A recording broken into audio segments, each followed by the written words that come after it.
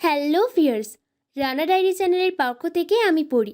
আমাদের ভিডিওগুলো নোটিফিকেশান সবার আগে পেতে হলে নিচে থাকা সাবস্ক্রাইব বাটনটি ক্লিক করে পাশে থাকা বেল আইকনটি প্রেস করে রাখুন। আর আমাদের ভিডিওগুলোতে লাইক কমেন্ট শেয়ার করতে মোটেও ভুলবেন না। চারিদিকে কালো আধারে ঢাকা, রাত বাজে 12টা। শুনশান পরিবেশ, যেন পুরো রাস্তাটা একদম ভয়ঙ্কর আর নিস্তব্ধ। রাস্তার পাশে শুধু শোনা যাচ্ছে ঝিঝি পোকার ডাক এবং মাঝে মাঝে দেখা যাচ্ছে কয়েকটা জোনাকি পোকা। রাস্তার দুই পাশে দেখা যাচ্ছে শুধু কবরস্থান আর কবরস্থান। কবরস্থানের মাঝখান দিয়ে চলে গেছে এই রাস্তা। এই রাস্তাটা আবার জোড়া খেয়েছে পঞ্চগড় হাইওয়ের রাস্তার সাথে। কবরস্থান থেকে শোনা যাচ্ছে বিভিন্ন পশু পাখির কিচিরমিচির আওয়াজ, আবার শোনা যাচ্ছে কবরগুলোর থেকে আসা খেকশিয়াল আর বিজুর আওয়াজ। হঠাৎ সেই জায়গায় কোনো এক অপরিচিত লোকের আগন্তুকের আগমন। তার এই আগমনে পুরো কবরস্থানে থাকা পশু পাখি জীবজন্তুর থেকে আসা আওয়াজগুলো নিমিষেই বন্ধ হয়ে যায়। পুরো কবরস্থান জুড়ে শোনা যাচ্ছে শুধু মোটর বাইক থেকে নেমে আসা সে অপরিচিত আগন্তুকের পায়ের আওয়াজ। সে অপরিচিত আগন্তুকের পরনে আছে মাথায় টুপি, কপালে রঙের ডিজাইন করা রুমাল বাঁধা, চোখে পাওয়ার দেওয়া মোটা ফ্রেমের কালো চশমা, পরনে লাল নীল চেক শার্ট, ভেতরে রঙিন গেঞ্জি, কালো রঙের প্যান্টে হাঁটুতে ছেঁড়া, পায়ে কেটস, কোমরে বন্দুক, কানে হেডফোন, হাতে ব্র্যান্ডেড ঘড়ি। পকেটে হাত দিয়ে এগিয়ে আসে দুইটি কবরের দিকে, চুলগুলো জেল দিয়ে স্টাইলিশ করে কাটা। পুরো কবরস্থান যেন নিস্তব্ধতা পালন করছে। আগন্তুকের উচ্চতা 6 ফুট 5 ইঞ্চি, সিক্স-প্যাক বডি, দাড়িগুলো স্টাইলিশ করে কাটা। মেয়েদের ক্রাশ বয়, তাকে দেখলে মেয়েরা প্রেমে পড়তে বাধ্য। কিন্তু প্রেমে পড়বে কি করে? কেননা এই আগন্তুকের এই পর্যন্ত দেখেনি কেউ তার চেহারা। আর যদিও কেউ দেখে থাকে তাহলে সে আগন্তুক তাকে ওপরের টিকিট ধরিয়ে দিয়েছে। সেই কবর দুটির কাছে গিয়ে হাঁটু গেড়ে চোখের পানি ছেড়ে সে আগন্তুক বলতে থাকে, আসসালামু আলাইকুম আব্বা আম্মা, কেমন আছো তোমরা? আশা করি ভালো আছো। আমিও অনেক ভালো আছি তোমাদের দয়ায়। দেখো, আমি তোমাদের এমন এক হতভাগা সন্তান যে কিনা তোমাদের বাঁচাতে পারিনি। তবে হ্যাঁ, তোমাদের যারা এত নৃশংসভাবে খুন করেছে তাদের জীবনের কামডাউন এখন এই মুহূর্ত থেকে শুরু হয়ে গেছে। তারা এই পৃথিবীতে যতক্ষণ বেঁচে আছে তাদের প্রত্যেকটা সেকেন্ড, প্রত্যেকটা মিনিট, প্রত্যেকটা ঘন্টা হিসেব নিব আমি। তোমাদের খুনের সাথে যারা যারা জড়িত আছে তাদেরকে গর্ত থেকে বের করে হলেও শালা কুত্তার বাচ্চাদের এক একটাকে রাস্তার কুকুরের চেয়েও কষ্ট দিয়ে মারব। শুধু আল্লাহর কাছে আমার জন্য দোয়া করিও। এই বলে সে আগন্তুকটি তার বাবা মার কবরের পাশে দাঁড়িয়ে দোয়া করে। সেখান থেকে সোজা তার প্রিয় বাইকটির কাছে চলে এলো। তার প্রিয় বাইকটি হলো ইয়ামাহা R15 মানে ভার্সন 2 নামে যে বাইকটি সবাই চেনে। সেই বাইকে করে নিমিষেই সে স্থান ত্যাগ করে চলে আসে গোরস্থানের 4 রাস্তার মোড়ে। সেখানে আছে একটি বিশাল লিচুর বাগান, যেখানে সকল প্রকার অপরাধের কাজ করা হয় সেই জায়গায়। সেখানে গিয়ে বাইকটা ব্রেক করে। রাস্তার মাঝখানে বাইকটা স্ট্যান্ড করে বাইকের উপর পা তুলে বসে আছে সে আগন্তুকটি, কারো আসার অপেক্ষায় আছে। চলুন আমরা দেখে আসি সেই জায়গায় আরও কোনো আগন্তুক আসে। এখন রাত বাজে 2টা। হঠাৎ কোনো গাড়ির আওয়াজ শুনে যাচ্ছে এই নিস্তব্ধ রাস্তায়। গাড়িটি সোজা আগন্তুকটির সামনে গিয়ে ব্রেক কষে, কারণ সে আগন্তুকটি রাস্তার মাঝপথের উপর বসে আছে, মুখ দিয়ে সিগারেট টানছে আর সিগারেটের ধোঁয়াগুলো আকাশে বাতাসের সাথে মিশিয়ে দিচ্ছে। তা দেখে ভয়ে ভয়ে গাড়ি থেকে আগন্তুকটি নেমে আসে। সে আগন্তুকটি গাড়ি থেকে নেমে সোজা ওই আগন্তুকের কাছে গিয়ে বলা শুরু করে, ঈশান, আজ লাইক ইট, তুমি পারবে একমাত্র এই দেশ থেকে সেসব ব্যক্তিদের উপরে ফেলতে। তোমাকে আমি যেমনভাবে তৈরি করেছি তার থেকেও দুগুণ তুমি হিংস্র আর ভয়ানক হয়ে তুলেছো নিজেকে। পৃথিবীর কোনো শক্তি নেই যে তোমাকে হারাতে পারে। তুমি আমার ফুল সাপোর্ট পাবে, শুধু এই দেশ থেকে ওইসব ব্যক্তিদের শিকড় তুমি উপরে ফেলবে। মনে রাখবে, তোমার জন্য যেন কোনো নিরাপদ মানুষ কষ্ট না পায়। শুধু তাদের মুখে একটাই নাম জব হবে, ঈশান দ্য গ্রেট মাস্তান। এখানে অটোয়ারি থানা এসআইয়ের সমস্ত অন্যায় কাজের ফাইল ও হিসাব নামা দেওয়া আছে। কোথায় সে কখন কি করে না করে, তার ব্যাংক ব্যালেন্স কত, সম্পূর্ণ তার জীবন কাহিনী এখানে উল্লেখ করা আছে। তুমি তাদের জীবনের কামডাউন করা শুরু করে দাও। এবার সেই আগন্তুকটি বলতে থাকে, কিসের সে তখন থেকে আগন্তুকটি বলছি। তার আসল নাম হচ্ছে ঈশান আহমেদ অনিক, সবাই ঈশান বলেই ডাকে। ঈশান বলতে থাকে, thank you uncle, thank you. Uncle, মুন্নিকে কিভাবে আর কারা হত্যা করেছিল তাদের ফাইল নাম্বারটা আমার চাই। আর আমি আমার শহরে ফিরতে চাই, কারণ সেইখান থেকেই আমি আমার মাইন্ড গেমটা শুরু করব। ঠিক আছে, তুমি তোমার মতো করে কাজ চালিয়ে যাও। আর আমার মনে হয় তুমি তোমার শহরে ফিরে গিয়ে তোমার মাইন্ড গেমটা খেলা শুরু করো। তোমার মায়ের দেওয়া সেই চিঠির কথা মনে আছে তো? সে রক্ত লেখা চিঠিটা আজও জ্বলজ্বল করে। তুমি তাদেরকে রাস্তার কুকুরের চেয়েও ভয়ঙ্কর মৃত্যু দিবে। Best of Ishan, best flag. তোমার কোনো সাপোর্ট লাগলে আমাদের তরফ থেকে তুমি ফুল সাপোর্ট পাবে। ওকে আঙ্কেল, এবার তাহলে আসল খেলা হবে। তাহলে আঙ্কেল, আমি খেলাটা শুরু করতে চাচ্ছি পুলিশ দিয়ে, কারণ এই শালা কুত্তার বাচ্চা পুলিশদের পোশাক, পরনে থাকা আইনের পোশাকটি দেখলে আমার মাথায় রক্ত ঠিক থাকে না। আমার কাছে মনে হয় পুলিশ মানেই জ্যাওড়া। তাই আমি আমার গেমটা স্টার্ট করতে চাচ্ছি পুলিশ দিয়েই। আমার এই শহরে যতগুলো ছেলেপেলে আছে প্রত্যেকটা ছেলেপেলেকে তুমি আমার এলাকায় পাঠাবে, আমার শহরে, যেখান থেকে মাস্তানি খেলা শুরু করব আমি। তাহলে আঙ্কেল, গুড বাই, গেলাম।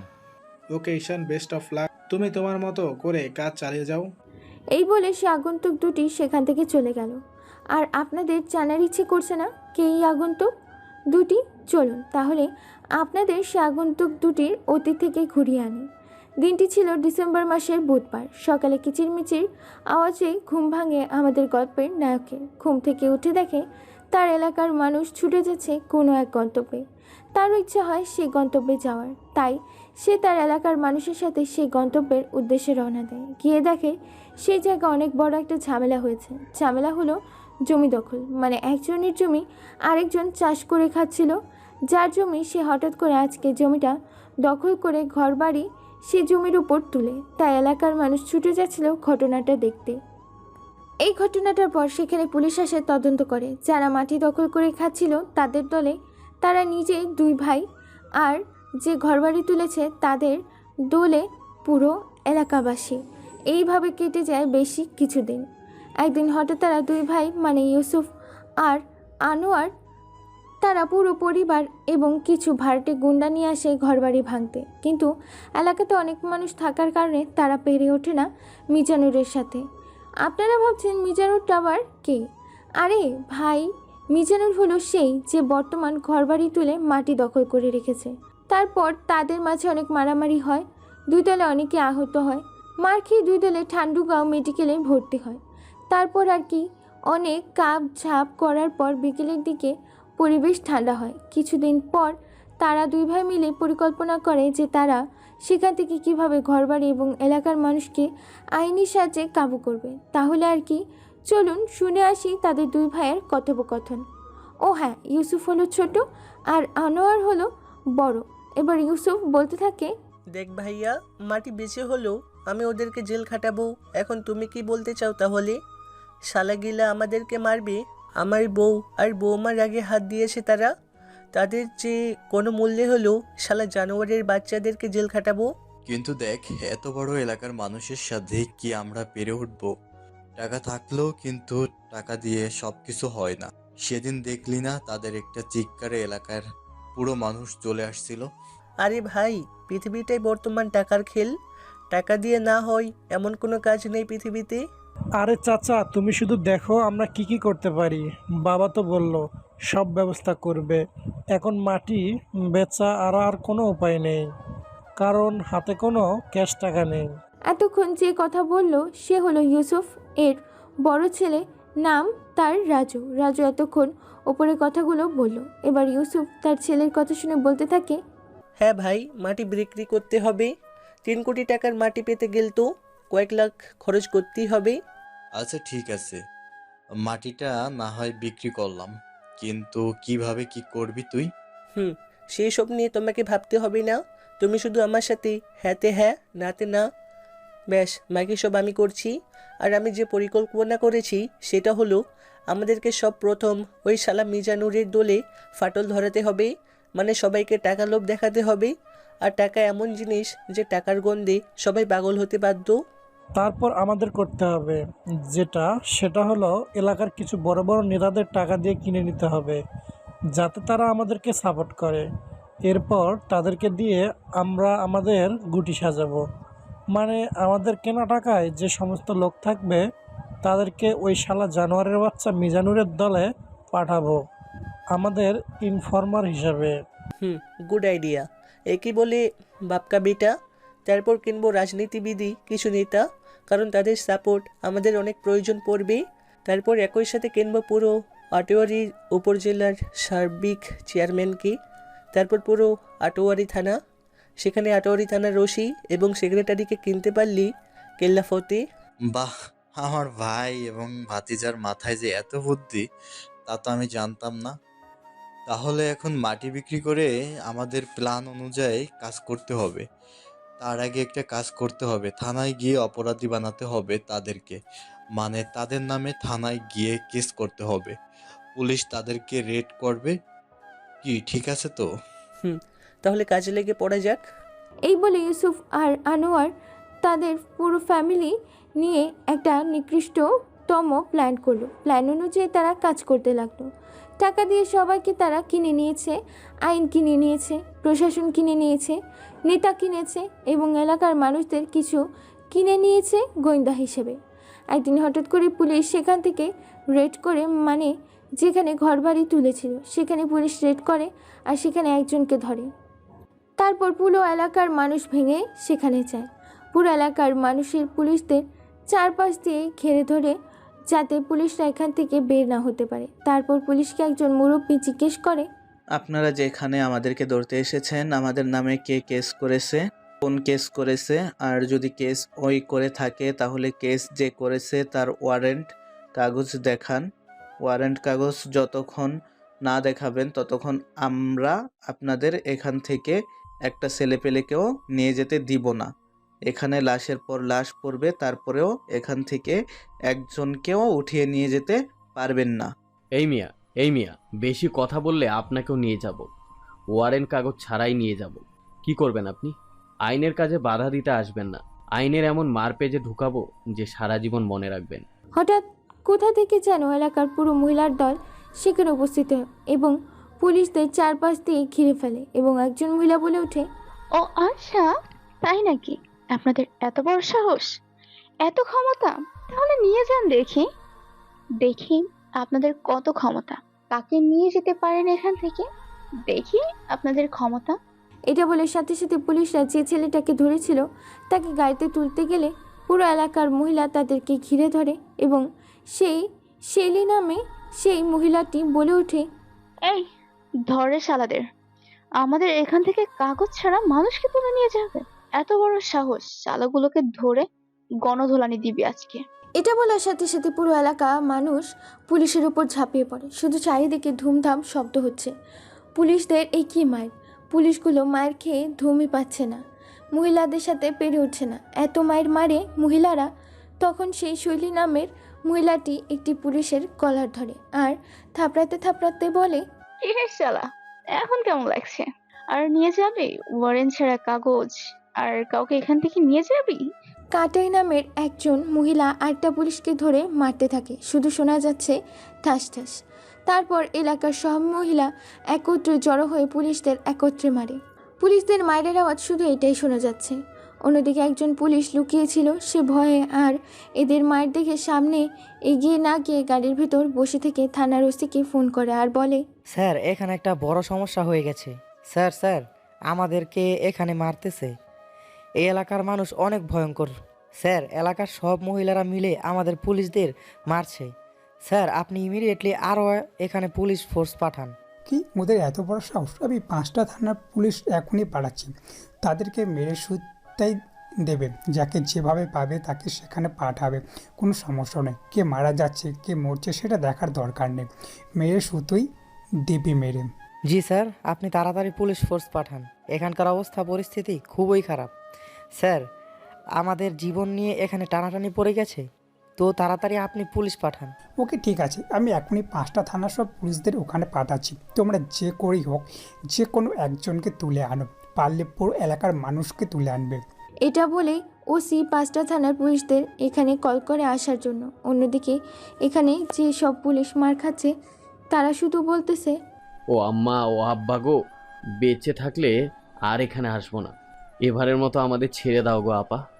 আবার মারলো, আমি শেষ এবার। এবার অন্য পুলিশ বলে, ভাই বেঁচে থাকতে আর এখানে আসবো না। এখানকার মহিলাগুলো এত ডেঞ্জারাস, পুলিশদের কেউ ভয় করে না। ও মা, আর মারিও না। হঠাৎ কোথা থেকে যেন 5 থানার পুলিশ চলে আসে। এলাকার মানুষ এতগুলো পুলিশ দেখে সবাই ছুটোছুটি করে। যে যেখানে পারছে সে সেখানেই ঢুকছে, কেউ গাছে চড়ছে তো ক্ষেত বাড়িতে লুকাচ্ছে। সে 5 থানার পুলিশ এসে এলাকার মানুষদের উড়াধুরা পিটানি শুরু করে। মহিলা হোক, বাচ্চা হোক, পুরুষ হোক, সবাইকে উড়াধুরা মায়ের শুরু করে। যে যার মতো পালিয়ে চলে যাচ্ছে। এরই মধ্যে বেশ কয়েকজনদেরকে গাড়িতে তুলেছে। অন্যদিকে আমাদের গল্পের নায়ক মানে ঈশান মসজিদ থেকে আসছিল তার মায়ের সাথে। এলাকাতে এসে দেখে এলাকাতে তোলপাড় কাণ্ড শুরু হয়ে গেছে। পুলিশরা এলাকাতে ভয়ঙ্করভাবে তাণ্ডব চালাচ্ছে। সে আর কোনো কিছু না ভেবে তার মায়ের সাথে বাড়ির উদ্দেশ্যে আবারও রওনা হয়। তখন ঈশান বলে ওঠে। এটা বলার সাথে সাথে হঠাৎ কোথা থেকে 20 থেকে 25 জন পুলিশ তাদেরকে ঘিরে ধরে। আসলে যেখানে ঘটনাটা ঘটেছিল তার পাশ দিয়েই ঈশান ও তার আম্মু আসছিল। তাই পুলিশ তাদেরকে সহজে সন্দেহ করে আর ঘিরে ফেলে। তখন তাদের মধ্যে থেকে একটা পুলিশ বলে ওঠে, মা তাড়াতাড়ি চলো, এইখানে অবস্থা খুব খারাপ, পরিস্থিতি এখানকার খুবই খারাপ, তাড়াতাড়ি পা চালাও, বাসায় পৌঁছাতে হবে। ঈশান বাবা, তুই ঠিক বলেছিস, তাড়াতাড়ি পার হয়ে বাসায় পৌঁছাতে পারলেই যান বাঁচবে। এই পুলিশরাও না যা শুরু করেছে এলাকাতে, এদের জন্য এলাকাদের শান্তিতে থাকতে পারে না। হবে যে এদের মাটি ঝামেলা মিটবে। এটা বলার সাথে সাথে হঠাৎ কোথা থেকে যেন 20 থেকে 25 জন পুলিশ তাদেরকে ঘিরে ধরে। আসলে যেখানে ঘটনাটা ঘটেছিল তার পাশ দিয়ে ঈশান ও তার আম্মু আসছিল। তাই পুলিশ তাদেরকে সহজেই সন্দেহ করে আর ঘিরে ফেলে। তখন তাদের মধ্য থেকে একটি পুলিশ বলে ওঠে, এই এখানে কাউকে পালাতে দেখেছেন? আপনি এখানে কি করছেন? আপনাকে তুলে নিয়ে যেতে বাধ্য হব। তাড়াতাড়ি বলুন, এদের পালাতে দেখেছেন? না স্যার, আমরা তো কাউকে পালাতে দেখিনি, আমরা তো মাত্র বাজার থেকে বাসায় যাচ্ছি। আর আমি কি করেছি যে আপনারা বিনা দোষে আমাকে নিয়ে যাবেন? কি? আপনি আমাদের মুখে মুখে তর্ক করছেন? আপনার এত বড় সাহস! এই কে কোথায় আছিস? শালিকে তোল তো গাড়িতে, শালি বেশি কথা বলে। তা শুনে আমাদের গল্পের নায়ক ঈশান বলে ওঠে, কি আপনাদের এত বড় সাহস স্যার? আপনারা আমার মাকে কেন নিয়ে যাবেন? আমার মা কি করেছে শুনি? এই তুই চুপ কর, তুই চুপ কর, না হলে তোকে নিয়ে যাব। আমাকে নিয়ে যাবেন মানে? আমরা বাজার খরচ করতে বাসায় যাব, তাহলে কি আপনি আমাদের বাজার খরচ করে দিবেন? এত বড় বড় কথা বলছেন? কি তোর এত বড় সাহস, আমাকে মুখে মুখে তর্ক করছিস? এই দুইটাকেই গাড়িতে তোল। এটা বলার সাথে সাথে ঈশানও তার মাকে পুলিশরা বিনা দোষে অনেক মারধর করে গাড়িতে তোলে। ও আপনাদের তো বলতে ভুলে গেছি, আমাদের গল্পের নায়ক কিন্তু হট মেজাজি, মানে কখন কি করে সে নিজেই জানে না। সে তখন তার মধ্যে থাকে না। আবার অন্যদিকে সে 5 ওয়াক্ত নামাজ পড়ে এবং একটা মসজিদে ইমামতিও করে। যেখানে ইমামতি করে সে মসজিদের নাম হলো অটোয়ারি ফকিরগঞ্জ মোরেল মসজিদ। তারপর আর কি, এলাকাতে যাকে যেখানে পেয়েছে জোর করে গাড়িতে তুলে নিয়ে চলে এসেছে।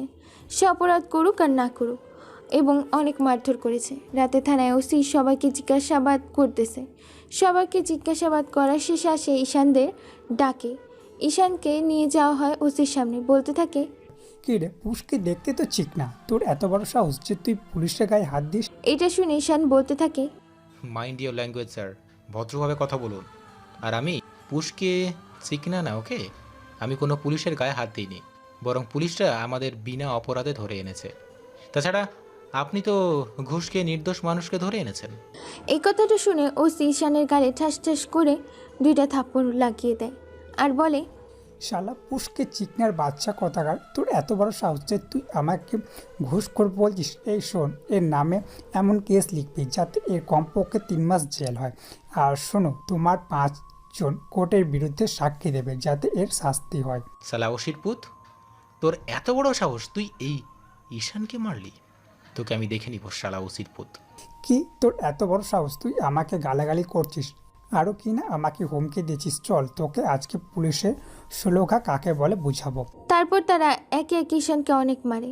কিন্তু অবাক করার বিষয় হচ্ছে, ঈশানকে এত মারার পরও সে একটু শব্দ করেনি। এতে ওসি সহ ওখানকার সবাই উপস্থিত অনেকেই অবাক। এবার ওসি ঈশানের দিকে তাকিয়ে বলতে থাকে, কি রে, তুই কি মানুষ না অন্য কিছু? এই পুচকে চিকনে একটা ছেলে এত মাত্র করলাম, তার একটা টু শব্দ করলে না। তুই আসলেই একটা জিনিস রে, তুই একটা মাল মাইরে।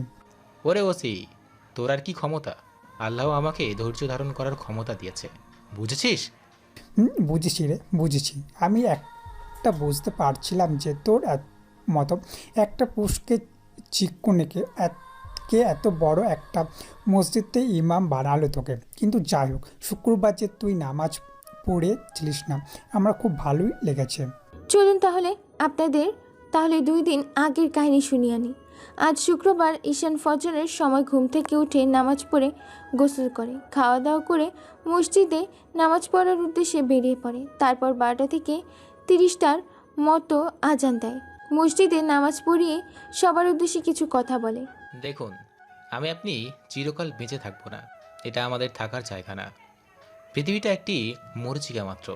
এই পৃথিবীতে কেউ আপন না, এই পৃথিবীতে কেউ কারো নয়। আপনার আমার আপন বলতে একমাত্রই আল্লাহ।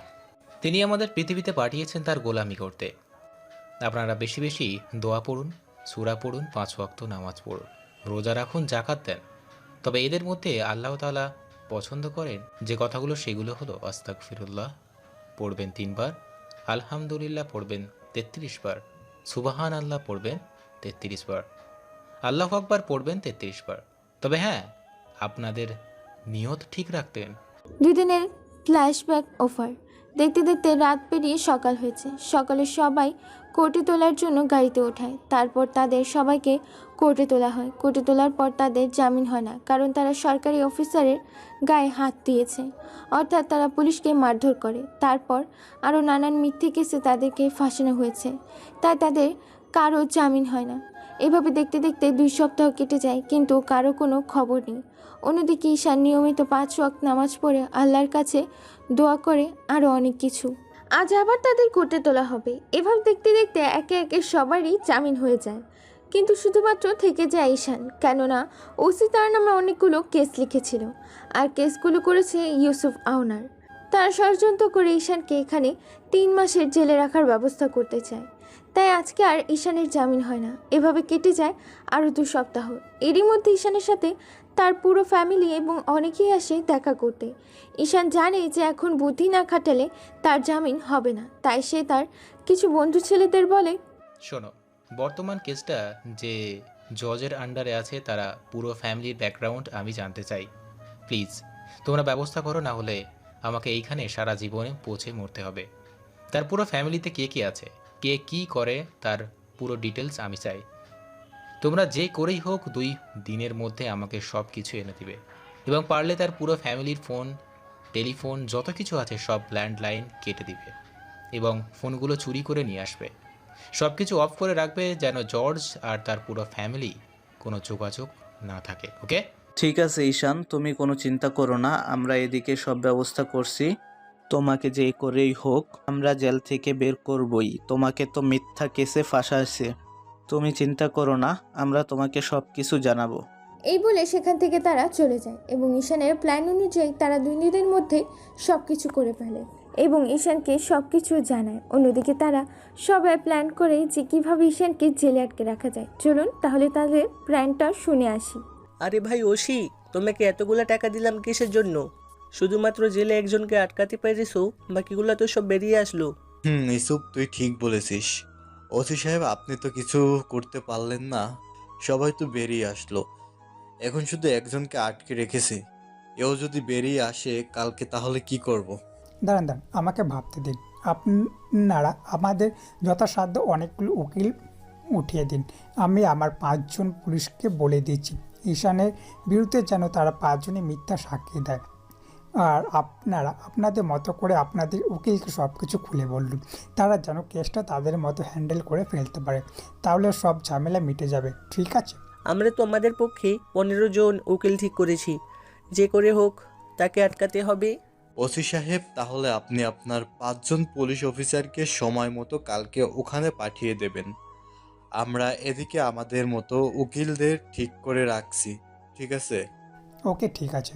আজকে ঈশানকে আবার কোর্টে তোলা হচ্ছে। কোর্টের জজ এসে হাজির হয়েছে। আসামি পক্ষের উকিল 5 জন আর বাদী পক্ষের উকিল 15 জন। এবার বাদী পক্ষের উকিল বলতে থাকে, ইওর অনার, আমাদের দেশের আইন কি এতই তুচ্ছ যে একজন অন ডিউটি পুলিশ অফিসারের গায়ে হাত দেয়, তাদেরকে মারধর করে?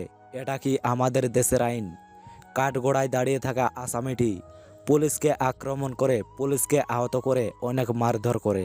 ইওর অনার, আমার বাদীপক্ষ বন্ধু হয়তো ভুলে যাচ্ছে যে কাঠগড়ায় দাঁড়িয়ে থাকা আমার আসামি মক্কেল, তিনি কিন্তু যখন ঘটনাটা ঘটে সেখানে উনি উপস্থিত ছিলেন না। তাহলে এটা উনি কিভাবে বলতে পারছেন যে আমার মক্কেল পুলিশদেরকে আহত করেছে এবং মারধর করেছে? ইওর অনার, আমার কিন্তু এখনও বলা শেষ হয়নি। তাছাড়া আমি যে কথাগুলো বলেছি তার যথাযথ প্রমাণ আমার কাছে আছে। আপনারা যদি প্রমাণ চান তাহলে আমরা আপনাদের সামনে প্রমাণ পেশ করতে পারি। Order order, silence is the court. সবাই শান্ত হন, কোর্টের মধ্যে কেউ বিশৃঙ্খলা করবেন না।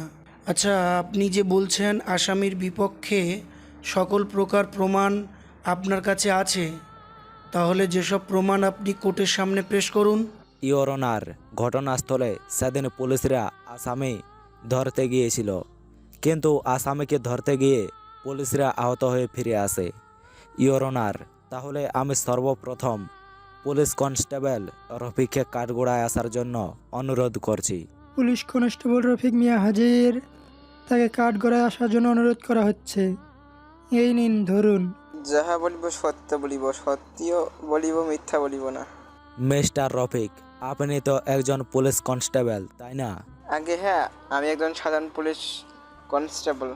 আপনারা যেদিন ওসির কথা মতো সেখানে আসামি ধরতে যান ঘটনাস্থলে, কিন্তু ঘটনাস্থলে আসামি ধরতে গিয়ে আসামি দলের অনেকে আপনাদের পুলিশের উপর আক্রমণ করে। এটা কি আদৌ সত্য ঘটনা ছিল? আগে হ্যাঁ, আমরা সেদিন ওসি স্যারের কথা মতো সেখানে আসামি ধরতে যাই, কিন্তু সেখানে গিয়ে একটা বিশৃঙ্খলা তৈরি হয়। আমরা আসামিকে ধরে গাড়িতে যখন নিতে যাব তখন এলাকায় কিছু মহিলা এসে আমাদেরকে বাধা দেয়। তারপর আমাদের সাথে তাদের কথোপকথন কাটাকাটি হয়। সব ঠিক আছে, তারপর কি হয়েছিল তা দয়া করে বিস্তারিত আমাদের জজ সাহেবের সামনে পেশ করুন। আগে স্যার, তারপর তাদের সাথে আমাদের ঝামেলা হয়। তারা আমাদেরকে আসামি নিতে আসতে দিবে না। এ নিয়ে তাদের সাথে হাতাহাতি হতে থাকার সময় তাদের সাথে আমাদের সংঘর্ষ লেগে যায় এবং সেখানকার মহিলারা আমাদের অনেক মারধর করে। তারপর যখন আমরা তাদের সাথে পেরে উঠতে পারছিলাম না, তখন আমরা 5টা থানার পুলিশ নিয়ে এসে তাদের সাথে মোকাবিলা করি। Your honour, point to the noted. Mister Rafiq যা বললেন, ওনারা সেদিন আসামি ধরতে গিয়েছিল, কিন্তু আসামি ধরে আনতে গিয়ে পুলিশ সেখানে আসামির পক্ষে মানুষের হাতে যাকে বলে গোলা ধোলানি খায়। আচ্ছা মিস্টার রফিক সাহেব, বলেন তো, কাঠগোড়ায় দাঁড়িয়ে থাকা আসামি সেদিন ওই ঘটনাস্থলে কি উপস্থিত ছিল? ইওর ওনার, সেদিন ঘটনাস্থলে এত বিশৃঙ্খলা হয়েছিল যে সবাইকে চেনা সম্ভব ছিল না, বরং অসম্ভব ছিল। কেননা সেখানে এত মানুষজন হয়েছিল যে বলার বাইরে। তবে আমার মনে হয় কাঠগড়ায় দাঁড়িয়ে থাকা আসামি সেদিন ওই ঘটনাস্থলে উপস্থিত ছিল। Point to the noted your honour. Mister Rafiq যা বললেন তাতে এটা স্পষ্ট বোঝা যাচ্ছে যে সেদিন কাঠগোড়ায় দাঁড়িয়ে থাকা আসামি ওইখানে উপস্থিত ছিল। ইওর অনার, আমার বাদীপক্ষ উকিল হয়তো ভুলে যাচ্ছেন একটা কথা। যখন পুলিশ আসামি ধরতে যায় তখন বাজে 12টা এবং গণ্ডগোলটা যখন বাধে তখন সময় বাজে 12:30। এর মধ্যে পুলিশ আর এলাকার মানুষের ঝামেলা হয়, এটা আমরা মানছি, কিন্তু ঝামেলাটা কেন হয় সেটাও তো জানতে হবে। সেখানে আসলেই কি আমার মক্কেল উপস্থিত ছিল কি না এটাও কিন্তু এখনও যথেষ্টভাবে প্রমাণিত হয়নি। আরে বন্ধু, আপনি হয়তো ভুলে যাচ্ছেন যে পুলিশ ওখানে গিয়েছিল আসামি ধরতে। তারা আইনের কাজে বাধা দিয়েছে বলেই পুলিশ তাদের উপরে ডান্ডা চালাতে বাধ্য হয়েছে। না না বন্ধু, আমি ভুলিনি, ভুলে যাচ্ছেন আপনি। ইওর অনার, আপনি অনুমতি দিলে আমি কিছু কনস্টেবল রফিক সাহেবকে জিজ্ঞাসাবাদ করতাম। Sure, permission granted. Thank you your honour. Mister Rafiq Saheb, আপনি যা বলেছেন তা সব ভেবেচিন্তে বলেছেন তো? আগে হ্যাঁ, ওই ঘটনাস্থলে যা ঘটেছিল আমি সবটুকু জজ সাহেবের সামনে পেশ করছি। ও আচ্ছা, ধন্যবাদ তাহলে আপনাকে। তাহলে আমি আপনাকে যে প্রশ্নগুলো করব আশা করছি তার সঠিক উত্তর পাবো। আপনার যা জিজ্ঞাসা করার আছে আপনি করতে পারেন, আমি তার প্রত্যেকটি সঠিক জবাব দেব। আপনারা সেদিন ওসি সাহেবের কথা শুনে আসামি ধরতে যান কি, ঠিক তো? আগে হ্যাঁ, সেদিন ওসি সাহেবের কথাই আমরা যাই। ঘটনাস্থলে আপনারা আসামি ধরেন, তারপর সেখানে আসামিকে গাড়িতে তুলতে গেলে এলাকার মানুষের সাথে আপনাদের সংঘর্ষ হয়। আগে হ্যাঁ, তাদের সাথে আমাদের একটা সংঘর্ষ হয়। Your honour, point to the noted. আচ্ছা, আপনি আমাকে একটা কথা বলুন, আসামিদের নামে কেস করা হয়েছে তাই না? তাহলে আপনারা ওয়ারেন্ট কাগজ ছাড়া কি করে আসামি ধরতে গেলেন? মানে স্যার, ওই মানে আর কি। কি হলো বলেন বলেন, এভাবে তোতলাচ্ছেন কেন বলুন, আমরা শুনি। আসামিকে ওয়ারেন্ট কাগজ ছাড়া আপনারা কিভাবে ধরতে গেলেন এটা একটু আমাদেরকে শোনান। ইওর অনার, সেদিন ওসির কথাই পুলিশরা সেখানে গিয়ে আসামি ধরতে যায়, কিন্তু আসামিদের নামে কোনো ওয়ারেন্ট কাগজে বের হয়নি। আসামির পক্ষে সবাই ওয়ারেন্ট কাগজ দেখতে চাইলে পুলিশ তাদেরকে বিভিন্ন প্রকারভাবে থ্রেট দেয়, যার কারণে এলাকার মানুষ ক্ষেপে যায় এবং এলাকার মানুষ আর পুলিশের সাথে একটা সংঘর্ষ হয়। কি হলো মিস্টার রফিক, আপনি বলছেন না কেন? সেই দিন ওয়ারেন্ট কাগজ ছাড়া আপনি আসামি কিভাবে ধরতে গেলেন তা আমাদের সবাইকে বলুন, আমরা শুনি। আপনি কোর্টের সময় অথচ নষ্ট করছেন অযথা। একদম করবেন না। আপনি যা যা জানেন তা সঠিকভাবে আমাদেরকে বলুন, না হলে আপনার উপরে আইনি ব্যবস্থা প্রয়োগ করা হবে। জি স্যার। আর স্যার, সেদিন আমরা ওসি স্যারের কথা সেখানে যাই, কার নামে ওয়ারেন্ট হয়েছে স্যার আমাদের বলে দিয়েছিল। আমরা সে অনুযায়ী আসামি ধরতে যাই।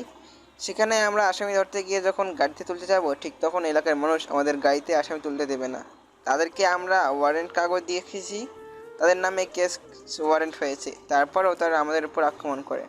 আমরা তাদের আক্রমণে নিজেদের রক্ষা করতে পারছিলাম না বলে আরও 5টা থানার পুলিশ নিয়ে সেখানে গিয়ে তাণ্ডব চালাতে বাধ্য হই। মিস্টার রফিক, আপনি আবার মিথ্যা বলছেন।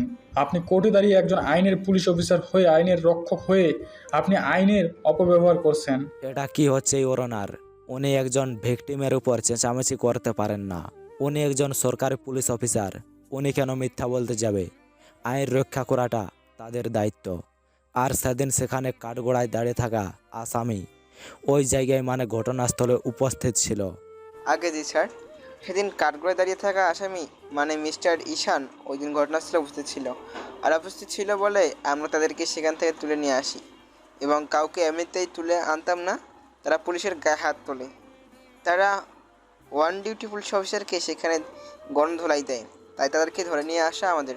জাস্ট ইওর অনার, আমি যতটুকুই জানি। ইওর অনার, এখানে স্পষ্ট মিস্টার রফিক ঘটনাস্থলে সব কিছু আমাদের সামনে খুলে বলেন। এটা এখানে স্পষ্ট বোঝা যাচ্ছে যে ঘটনাস্থলে সেদিন কাঠগড়ায় দাঁড়িয়ে থাকা আসামি উপস্থিত ছিল। তাই আপনার কাছে একটাই অনুরোধ, এরকম অপরাধীদের একটা বড় ধরনের সাজা প্রার্থনা করছি, যাতে করে কোনো পুলিশ অফিসারের গায়ে হাত দেওয়ার সাহস না পায়। That's your honour. এই সকল কথা শুনে ঈশানের মাথা গরম হয়ে যায়। আমি আগেই বলেছিলাম যে আমাদের গল্পের নায়কের একটু রাগ বেশি। সে কখন কি করে সে নিজেই জানে না। তাই আর কোনো কিছু না ভেবে তার কাছে দাঁড়িয়ে থাকা পুলিশের অফিসারের রিভলভারটা নিয়ে শাট করে রফিক নামের সেই পুলিশ অফিসারের কপাল একদম ভরে দিল। মুহূর্তেই যেন পুরো আদালতটা একদম নিস্তব্ধ হয়ে গেছে। তারপর দৌড়ে গিয়ে সেই উকিলের হাঁটুর উপর একটা পা রেখে ক্যারাটে স্টাইলে এমনভাবে ভেঙে দিয়েছে, মনে হচ্ছে যেন পাথর ভাঙতেছে। এরকম শব্দে আদালত পুরো কেঁপে উঠেছে। আদালতের ভিতর দাঁড়িয়ে থাকা ব্যক্তিগুলো এরকম শব্দের পিছনে যেতে গিয়ে যে যার মতো একে অপরের উপর উল্টে পড়েছে। আর আমাদের জজ সাহেব তো বন্দুকের গুলির শব্দে এবং হাঁটু ভাঙার শব্দে সে জায়গা মলমূত্র করে ফেলেছে। এরকম বিকট আওয়াজে পুরো পঞ্চগড় ডিস্ট্রিক্ট কেঁপে ওঠে। যে যেখানে আছে সে জায়গা ত্যাগ করে হুড়মুড় করে সে আদালতের ভেতরে ঢুকে যেন পুরোটাই আদালত মুহূর্তের মধ্যে হাজার হাজার মানুষ দিয়ে পরিপূর্ণ হয়ে গেছে। আর্মি, র্যাব, পুলিশ, সেনাবাহিনী, নৌবাহিনী, সিআইডি দিয়ে পুরো আদালতটা ঘিরে ফেলেছে। সাথে পুরো পঞ্চগড় ডিস্ট্রিক্টটা কেউ পাচ্ছে না ঢুকতে, কেউ পাচ্ছে না বের হতে। পুরো পঞ্চগড় ডিস্ট্রিক্টটা যেন মুহূর্তের মধ্যেই থমকে যায়। কেউ ভাবেনি এরকম একটা ঘটনা ঘটতে পারে। জজ সাহেবের তো ভয়ে মুখ দিয়ে কোনো কথাই বের হচ্ছে না। তারপরও ভয়ে ভয়ে দাঁড়িয়ে চিল্লিয়ে বলে ওঠে, এই কে কোথায় আছো? কে কোথায় আছো? একে হ্যান্ডকাপ লাগাও, সাথে এখনই ডান্ডা বেড়ি পড়াও। He is a dangerous criminal, পুরো সাইকো ক্লিলার। যেভাবে গুলিটা করলো আমি তো এখনই ওপরে টিকিট কেটে ফেলছিলাম আর কি। আরে বাবা, তুমি এটা কি করলে? তোমার হয়তো আমি লড়াই করছিলাম। আজকে না জামিল হলে তুমি কালকে হতে পারতে, কিন্তু তাই বলে তুমি একটা মার্ডার একজনকে একেবারে জীবন্ত মেরে ফেললে। এখন তো তুমি পুরো কেসটা উল্টে দিলে। তারপর আর্মি অফিসাররা সেশনকে হ্যান্ডকাপ সাথে ডান্ডাবি পরায় এবং পুরো 40 জন অফিসার তাকে চারদিক থেকে ঘিরে রাখে। তারপর জজ বলে ওঠে, পুরো কোর্টটা, পুরো আদালতটা এক্ষুনি ফাঁকা করার ব্যবস্থা করো, কেউ যেন ভেতরে ঢুকতে না পারে। তারপর জজের কথা মতো পুরো আদালতটা ফাঁকা করে দেওয়া হয়। আদালতের ভেতরে কাউকে প্রবেশ করতে দিচ্ছে না। অন্যদিকে জজ মনে মনে বলে, আরে বাপরে, গুন্ডা ছেলেটা এক্ষুনি আমার মান সম্মান সব খেয়ে ফেলতো, সাথে আমাকে ওপরের টিকিট ধরিয়ে দিয়েছিল। ছি ছি, মানুষ দেখলে কি ভাববে আমাকে? আমি জর্জ কোর্টের জর্জ হয়ে কি না শেষমেশ প্যান্টে হিসু করে ফেললাম। আর প্যান্টি বা হিসু করব না কেন, যেভাবে ব্যাটা গুলি করছে আর তার হাঁটুটা ভেঙেছে, যেন পুরো আদালতটা কেঁপে উঠছে। যাই হোক বাবা, আর বেশি দেরি করা যাবে না, এরই মধ্যে তাড়াহুড়ো করে আমাকে ঘোষণা করতে হবে।